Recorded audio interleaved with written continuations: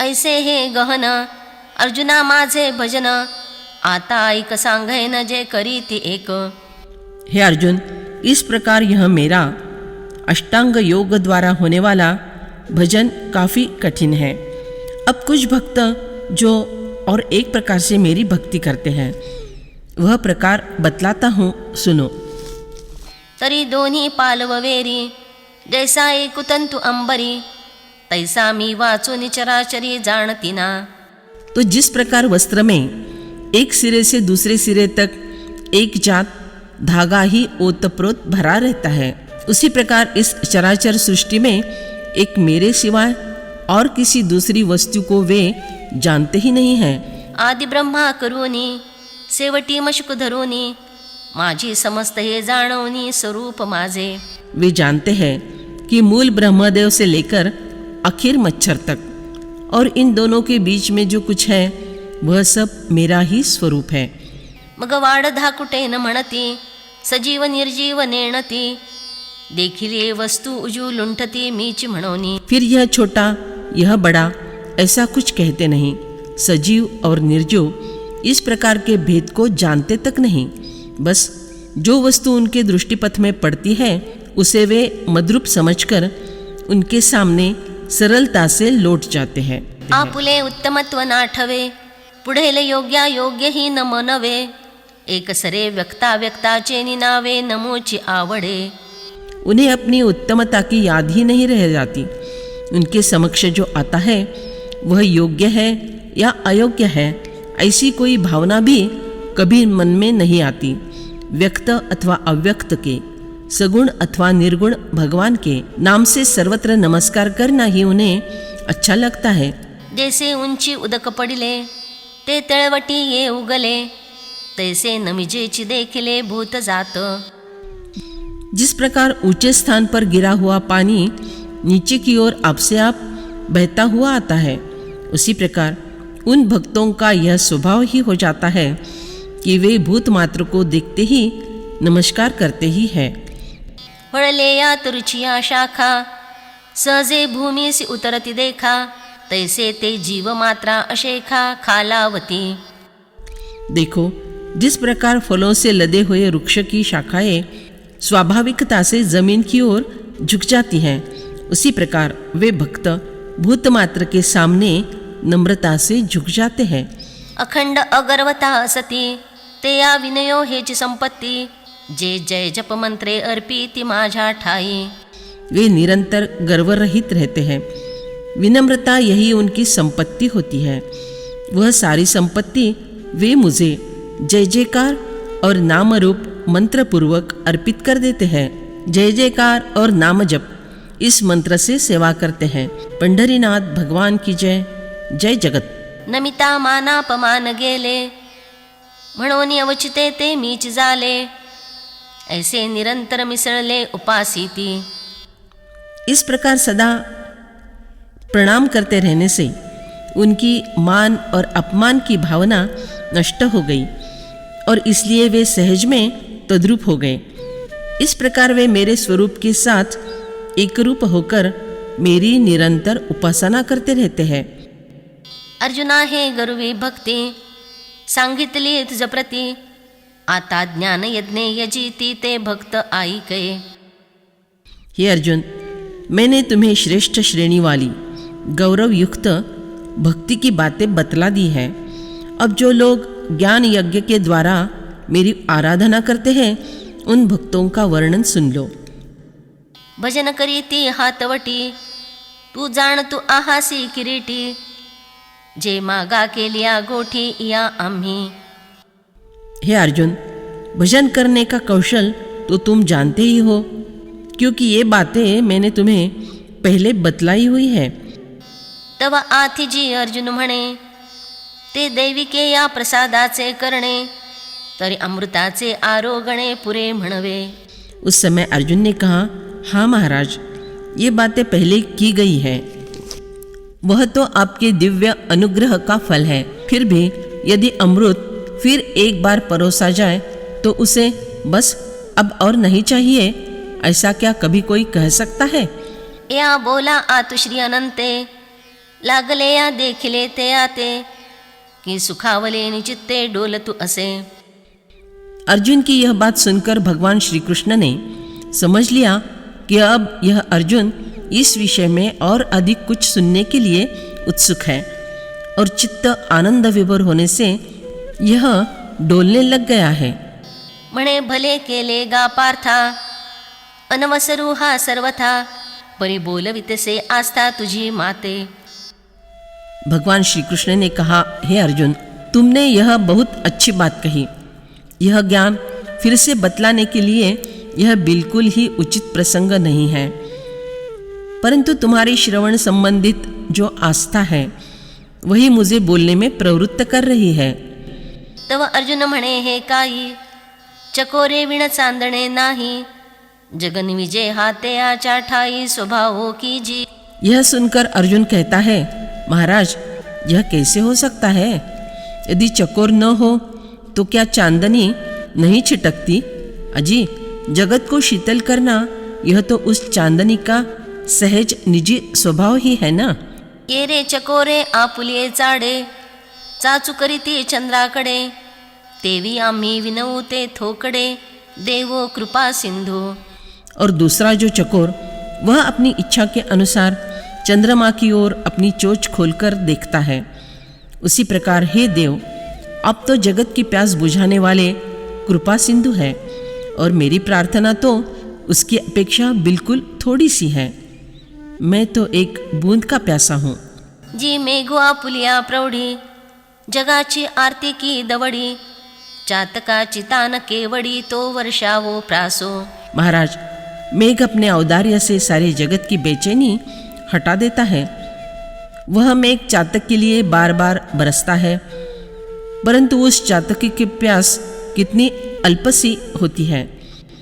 तरी चुळा एकाची चाडे, जेवी गंगे ते टाकावे पडे, तेवी आम्ही विनवते थोडे, सांगावे देवा.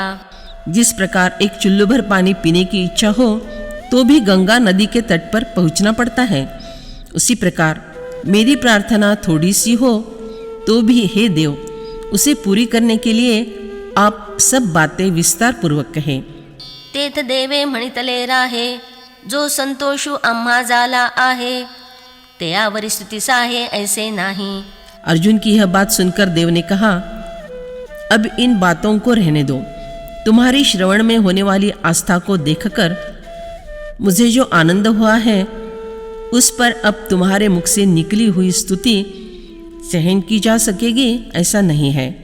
पै परिचितु आसी निकिया परी, तेची वक्तृत्वा वराडी ककरी, ऐसे पोषूनी आते आसी हरी आदरिले बोलो. तुम सारी बातें उत्तम प्रकार से सुन रहे हो.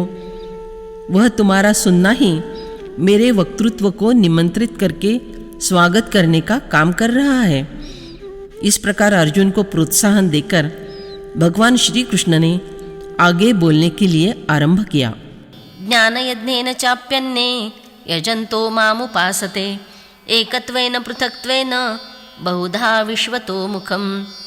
दूसरे साधक ज्ञान यज्ञ के द्वारा एक ही भाव से, अभेद भाव से मेरा पूजन करते हुए मेरी उपासना करते हैं, और दूसरे भी कई साधक अपने को पृथक मानकर चारों तरफ मुख वाले मेरे विराट रूप की, अर्थात संसार को मेरा विराट रूप मानकर सेव्य सेवक भाव से मेरी अनेक प्रकार से उपासना करते हैं.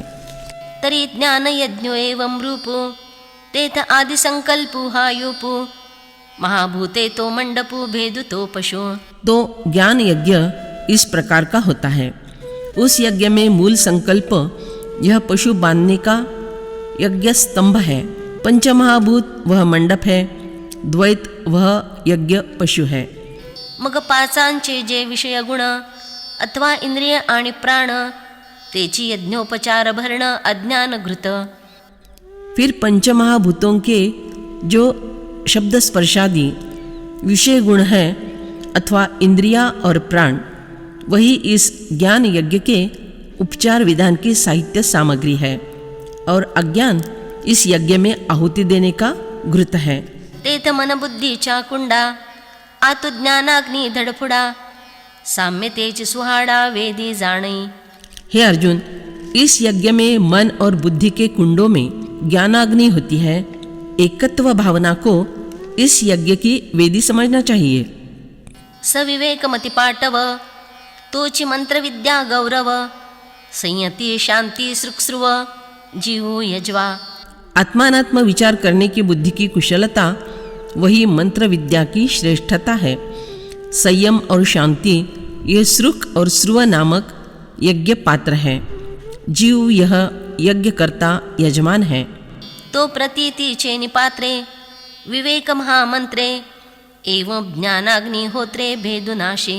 वही यजमान जीव स्वरूपानुभव पात्र में से आत्मानात्म रूपी महामंत्र के द्वारा और ज्ञान रूपी अग्निहोत्र कर्म से जीव और ईश्वर इनके भिन्नता की इस प्रकार आहुति देकर उस भेद को नष्ट कर देता है।